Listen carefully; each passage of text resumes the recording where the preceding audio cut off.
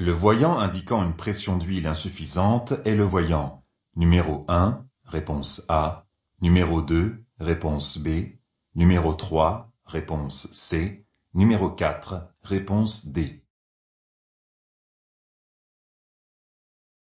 Quel est le principal risque d'une pression d'huile insuffisante? Une casse moteur. C'est le voyant numéro 1 qui l'indique. Si ce témoin s'allume en circulation, je m'arrête immédiatement en sécurité et contacte un professionnel. Bonne réponse A.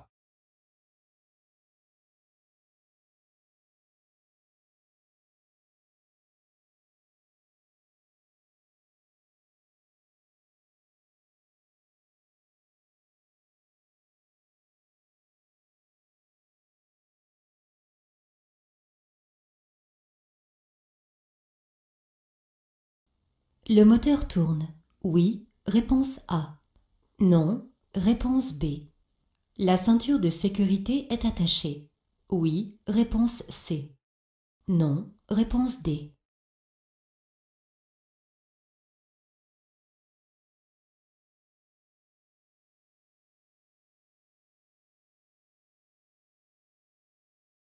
Le cadran de gauche indique la vitesse à laquelle vous roulez. Il s'agit du compteur de vitesse. Le cadran de droite indique la vitesse de rotation du moteur en nombre de tours par minute. Il s'agit du compte-tours. L'aiguille du compte-tours affiche environ 800 tours par minute. Cela signifie que le moteur tourne. Le voyant rouge qui reste allumé comporte le symbole de non-attachement de la ceinture de sécurité. Ce voyant reste éclairé lorsque le moteur tourne tant que le conducteur n'a pas attaché sa ceinture de sécurité. Bonne réponse A et D. Les airbags sont obligatoires, réponse A, agissent en complément des ceintures de sécurité, réponse B, remplacent les ceintures de sécurité, réponse C.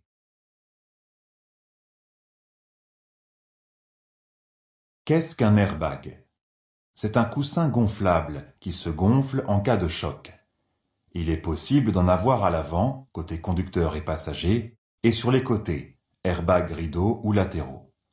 Ils ne sont pas obligatoires. Ils complètent l'action de la ceinture de sécurité en réduisant les blessures. Bonne réponse B.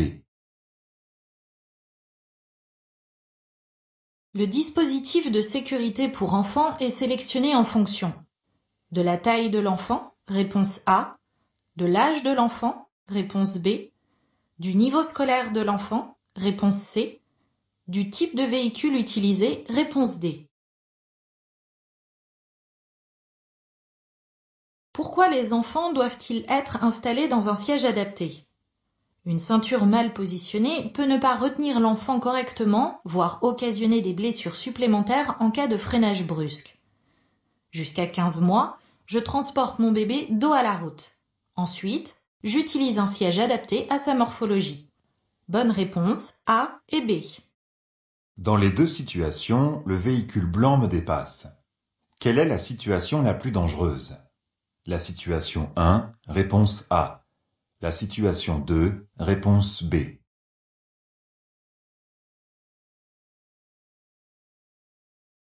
Quels sont les risques lorsque je suis en train d'être dépassé? L'usager qui me dépasse risque de passer trop près de moi ou de se rabattre trop tôt. Dans la situation 2, un véhicule se rabat juste devant l'usager qui me dépasse. Il y a un risque de collision. Je ralentis et reste très attentif. Bonne réponse B. Je peux laisser mon enfant seul quelques minutes dans mon véhicule. Oui, réponse A. Non, réponse B.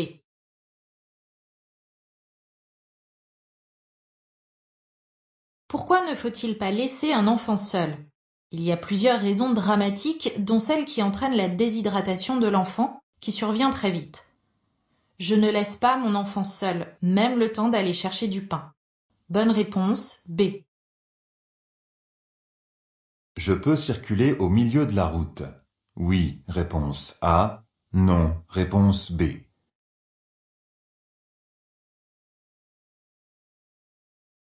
Quels sont les risques en circulant de cette façon?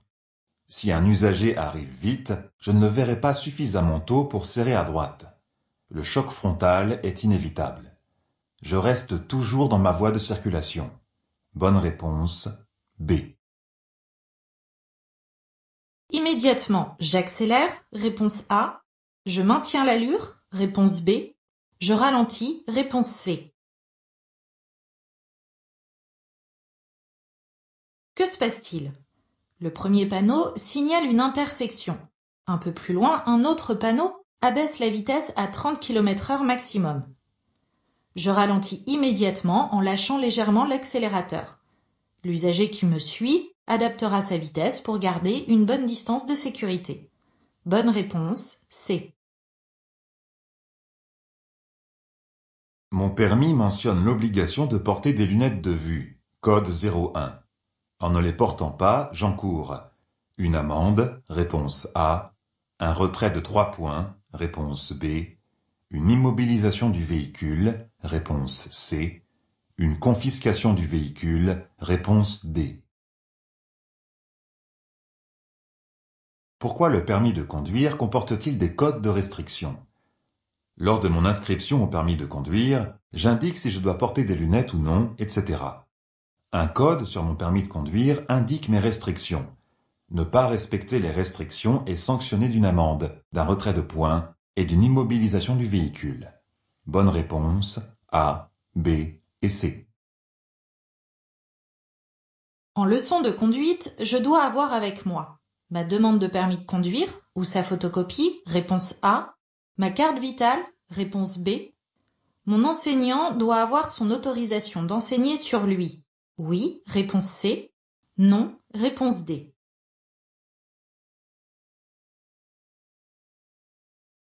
Pourquoi faut-il certains documents en leçon de conduite? Je dois prouver que je suis autorisé à conduire avec un enseignant. Et l'enseignant doit prouver qu'il a le droit d'enseigner. Je dois avoir ma demande de permis de conduire ou sa photocopie. En conduite accompagnée ou supervisée, je dois aussi avoir mon livret d'apprentissage, même dématérialisé. Et l'enseignant doit avoir son autorisation d'enseigner. Bonne réponse A et C. Dans cette situation, je maintiens ma trajectoire, réponse A. Je m'écarte vers la gauche, réponse B. Quels sont les risques?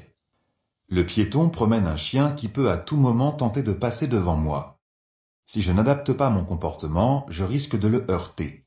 Je m'écarte vers la gauche en m'assurant de ne gêner personne. Bonne réponse B. Pour effectuer un petit trajet en agglomération, je me déplace de préférence en voiture, réponse A, à vélo, réponse B, à pied, réponse C.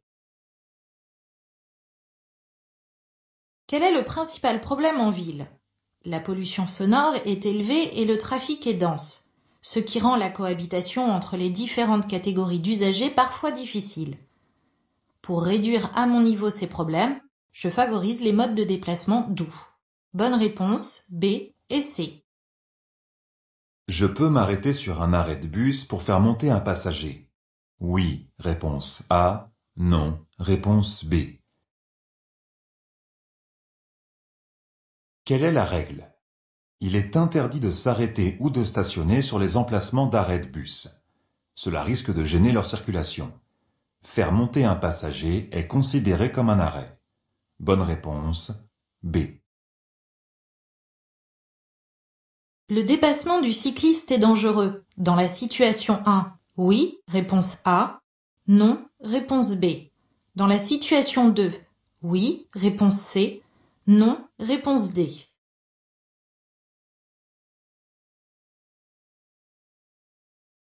Quelles sont les précautions à prendre pour dépasser un cycliste? Je laisse un intervalle latéral de sécurité d'au moins 1 mètre en ville et de 1,50 m hors agglomération. La visibilité vers l'avant est réduite à cause du virage. Dépasser dans ces conditions est dangereux. Bonne réponse A et C. Les capacités de conduite augmentent avec l'âge. Oui, réponse A. Non, réponse B. Quelles sont les capacités de conduite? C'est la capacité à évaluer les distances, évaluer la vitesse, prendre des décisions rapidement, agir rapidement sur les commandes, etc. Avec l'âge, la perception des choses, l'analyse des informations peuvent être altérées. Bonne réponse B.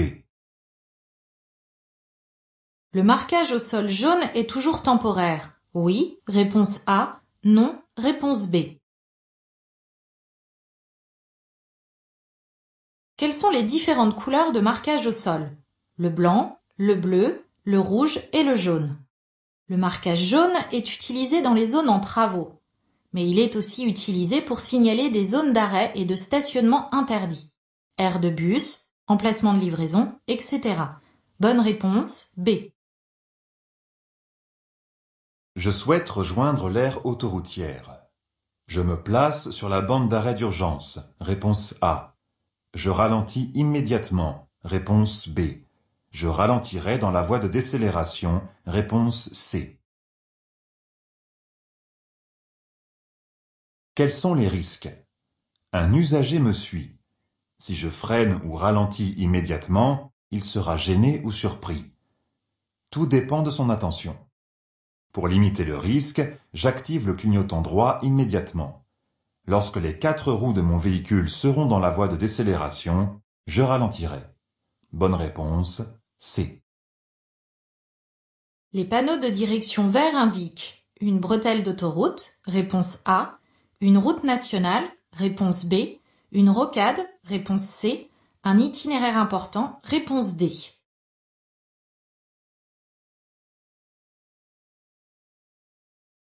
Qu'est-ce qu'un itinéraire important?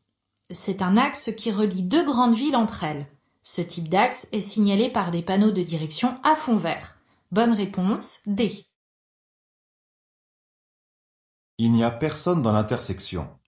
Je suis le véhicule sans m'arrêter. Oui, réponse A. Non, réponse B.